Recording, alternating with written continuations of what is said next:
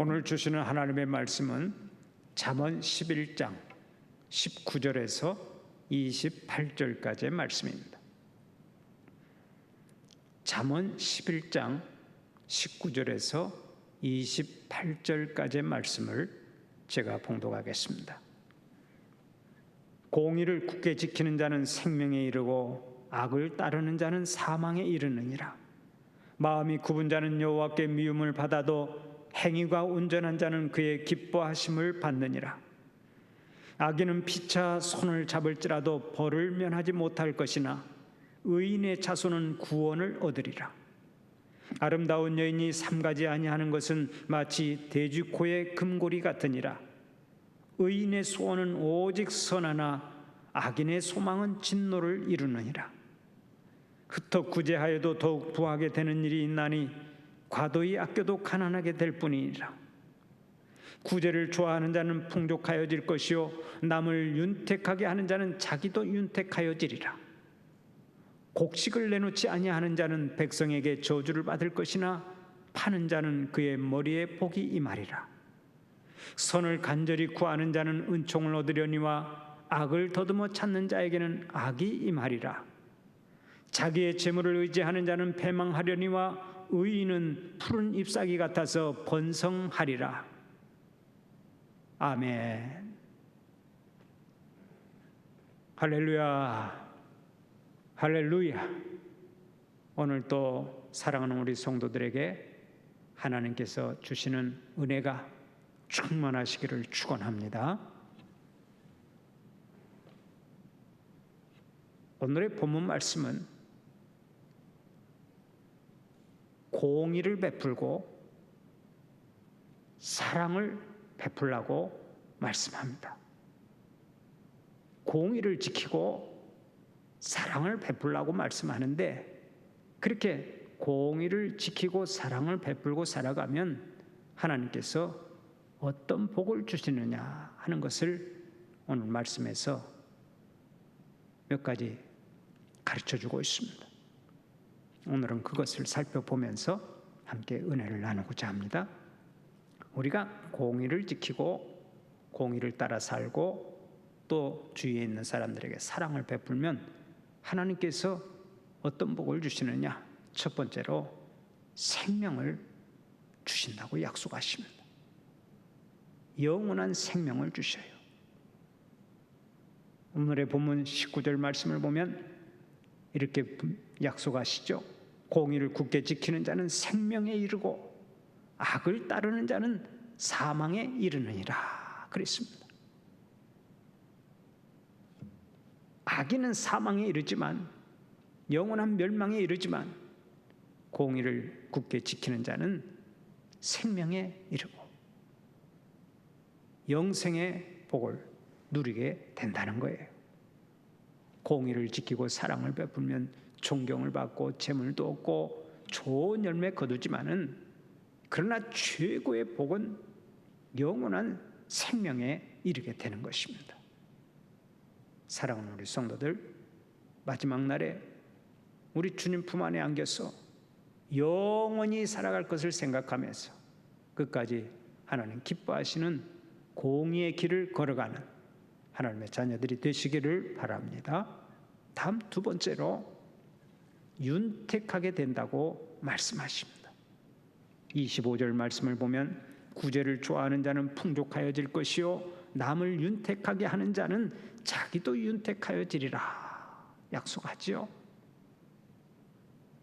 구제를 하면 자꾸 내가 가지고 있는 돈을 다른 사람들에게 나눠주면 내가 가난해지고 내가 손해를 볼 것 같은데, 오히려 구제를 좋아하는 자는 풍족해진다고 하나님은 말씀하십니다. 또 남을 윤택하게 하는 자 역시 자기도 윤택해진다는 거예요.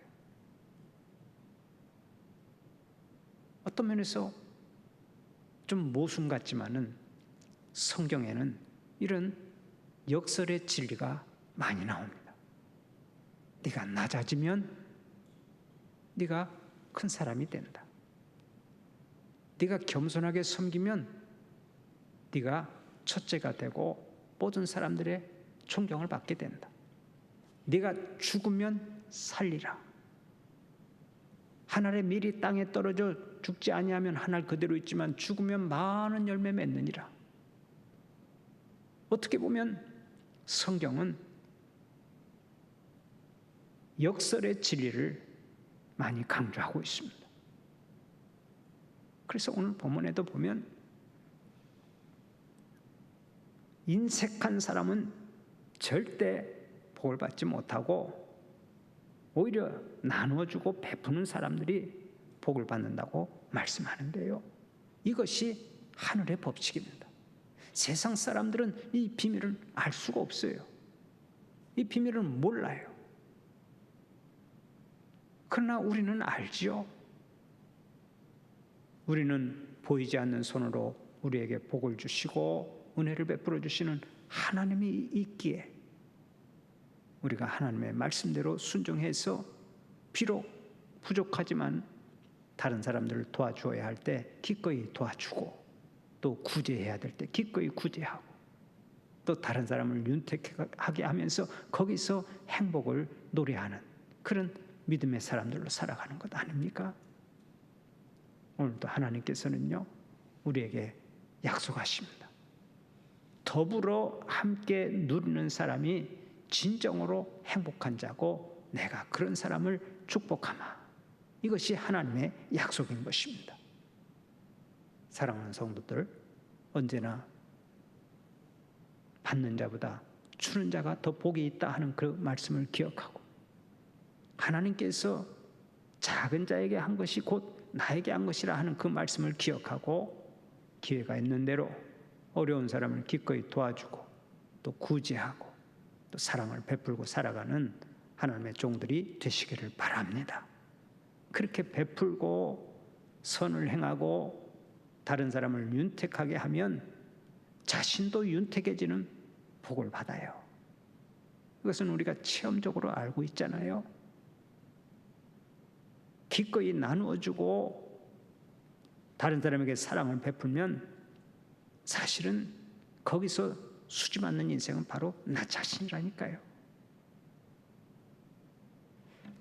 제가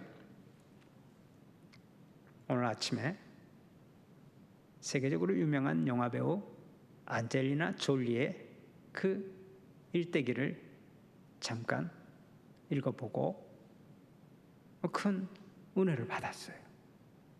안젤리나 졸리는 부모가 이제 안젤리나 졸리가 아주 어렸을 때 이혼을 했습니다. 부모가 다 영화 배우였는데 일찍 이혼을 하는 바람에 어머니 밑에서 자라던 이 안젤리나 졸리가 많이 방황을 했어요. 더군다나 키는 크고 팔다리는 길고 입술은 도톰해가지고 학교에 다닐 때 학생들이 자꾸 놀리고 왕따를 시켜서 많은 방황을 했습니다. 그렇게 학교에 가서도 너무 학교 다니기가 힘드니까 나중에 중퇴를 하고 그냥 술에 취하고 또 마약에 찌든 삶을 살아갔습니다. 일찍이 또 남자를 데리고 와서 집에서 동거를 하기 시작하고 인생 될 대로 되라 하면서 세상을 원망하면서 막 살아갔어요. 일부러 막 방탕한 삶을 살았어요. 그러다가 20대 초반에 또 다른 남자와 만나서 잠시 결혼을 해가지고 살다가 또 이혼하고 그 다음에 또 다른 남자 만나서 또 살고 그러다가 또 이혼하고 그러면서도 계속해서 그 마약을 끊지 못하고 술을 끊지 못하고 방탕한 삶을 살았는데요.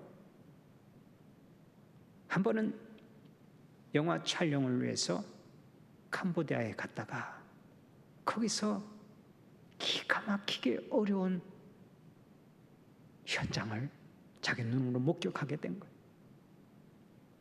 캄보디아에 가보니까 정말로 못 먹고 굶주리고 헐벗고 비참하게 살아가는 그런 사람들이 얼마나 많았는지 거기서 이 사람이 완전히 깨진 겁니다.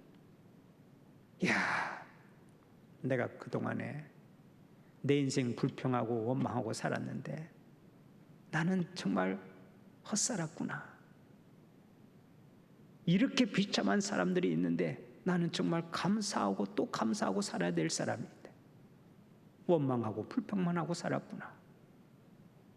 내가 이제 지금까지 살던 대로 살면 안 되겠구나 하고서 거기서 앞으로는 절대로 술을 입에 대지 아니하고 마약을 입에 대지 아니하고 정결하게 살면서 이렇게 어려운 사람들을 도와주게 되겠다 하는 그런 마음을 갖게 되고 거기서 어린아이 남자아이 하나를 자기의 아들로 입양을 합니다. 부모 없는 그 불쌍한 어린아이를 입양을 해요. 그리고 이제 다시 미국으로 돌아왔을 때 주위에 있는 사람들이 다 비웃었어요. 안젤리나 졸리가 그 가면 얼마나 가겠는가. 내가 맹세하는데 분명히 또다시 술에 취하고 마약에 취해서 인생 엉망진창으로 살 것이다. 하나같이 다 그런 눈으로 바라보고 얼마 안 가서 무너질 것으로 생각을 했어요. 그런데 이 안젤리나 졸리가 자기가 한번 약속한 것을 끝까지 지킵니다. 그리고서 하나를 더 입양을 하고 또 하나를 입양하고 그리고 나중에 그 유명한 그 영화배우 만나서 다시 결혼해서 거기서 또 자녀를 낳아서 총 자녀가 6인가 되죠. 그 자녀를 길러내면서 영화계에서도 성공한 사람이 됩니다.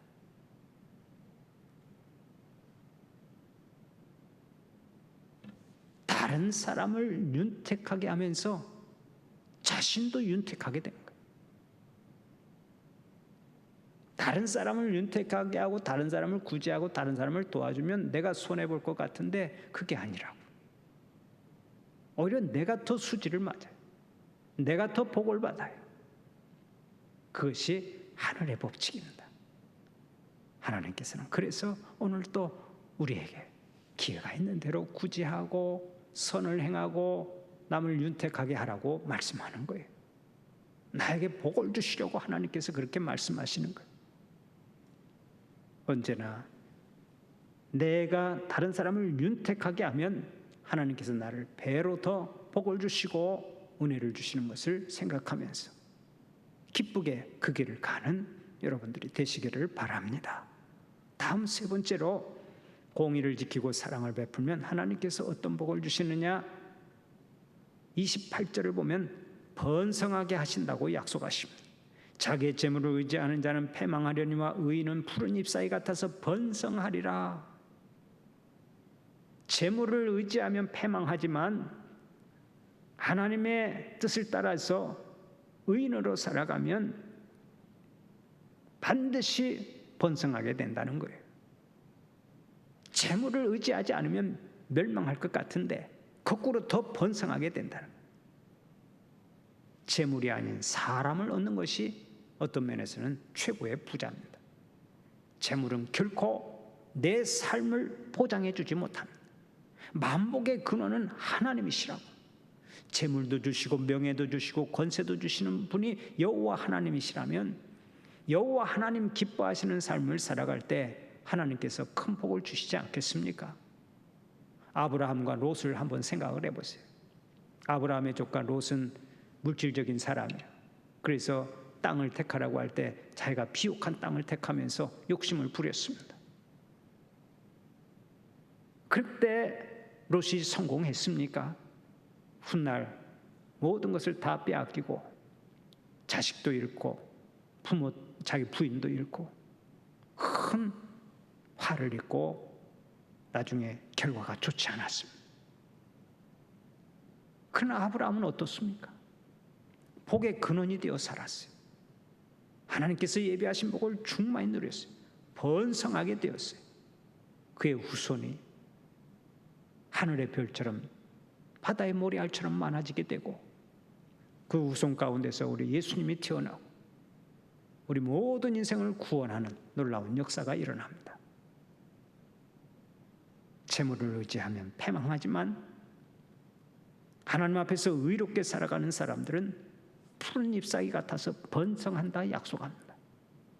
여러분, 어느 길을 택하시겠습니까?